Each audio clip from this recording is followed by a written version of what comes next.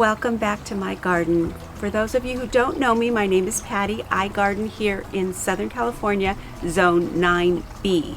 Today, I'm going to take you with me as I transition the garden from a spring, cool season garden to a warm season, sun-loving, ready for summer garden. That means getting rid of some of the cool season vegetables and planting in a few warm season annuals just to brighten up the perennial garden. I love a perennial garden because once it's planted, it does its own thing. So that means that every year when it's supposed to bloom, it blooms, which is a wonderful thing on the one hand, but then on the other hand, there's a lot of months when it's not blooming. So that is why I always look for beautiful, interesting foliage to kind of compensate for the fact that there's no flowers going on.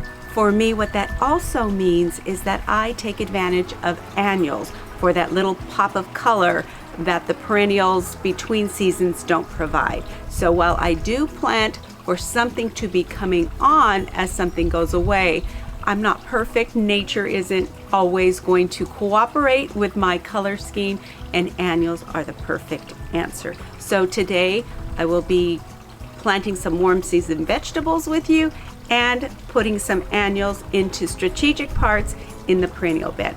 So I hope that you find this inspirational and educational and all of those things, entertaining as well. I want to thank you for coming back consistently. My channel is growing, and that's because you guys consistently come back to see what I'm up to. If you haven't subscribed, I'm going to ask you right here to go ahead and hit that subscribe button. Ask me any questions that you have about the garden, about what I'm doing here in my garden, and I'd be happy to offer you whatever inspiration or advice that I can. So that being said, let's go ahead and get to gardening. I just pulled out all of the cool season vegetables that I had in this raised bed, and I'm going to just fill it full of tomatoes. It seems like tomato products are one of the things that I use the most. They grow well here. Like I've said before, what I grow is because I enjoy it and because I want to supplement my family's food intake, our food bill, all of that stuff. I in no way can grow everything that we consume, but this is a way that I can help. So it only makes sense to grow what you use a lot of and what grows well in your area. So more tomatoes it is. The soil in here is generally pretty good. I have amended it over the last 6 months or so, but it has gone down. So I'm going to move the mulch aside and add a little bit of fresh soil, some Dr. Earth organic tomato, vegetable, and herb fertilizer. I'm going to leave my celery. It is growing new shoots, so I will just let it do its thing.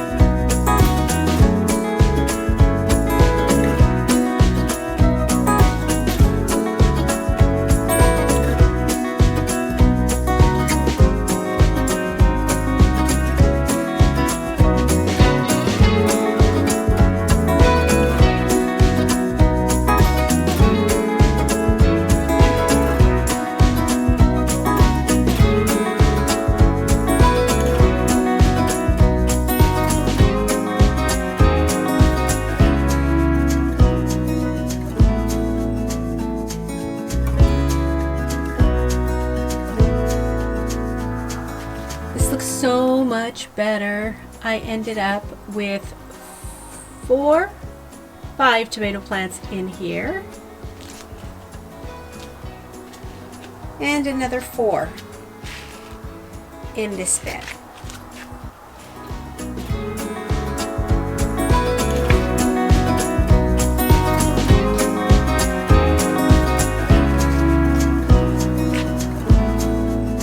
Okay, lastly, I have these 2 tomato seedlings that I actually started at the same time as the others, but you can see they're stunted in this little pot. So I am going to up pot them because I don't really have room to plant them in the garden right now.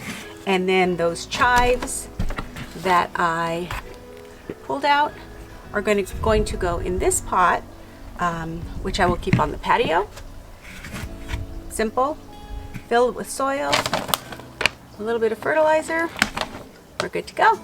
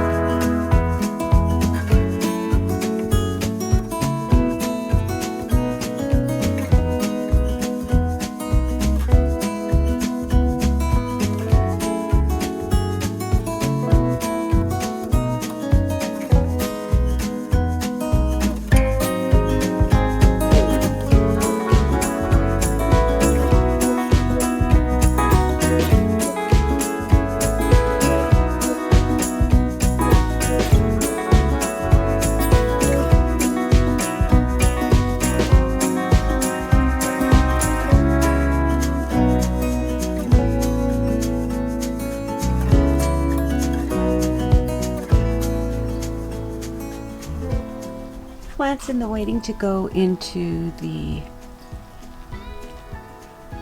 garden today. I found some clearance Superbina. I picked up another one of those Angelonia 6-packs. A white geranium. A gorgeous penstemon, which is sun to part shade. And then another 6-pack of coneflower. I'll show you where all of those are going and how they will help transition the garden before the heat sets in and the sun-loving plants come out to shine.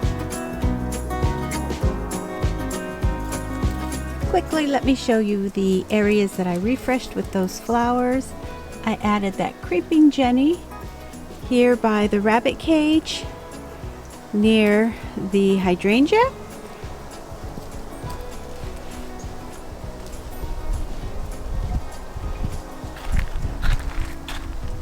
I added some gomphrena, which is that purple flower there. Also over here, and I really think I'm going to like it, I put that verbena, Superbina from Proven Winners in here.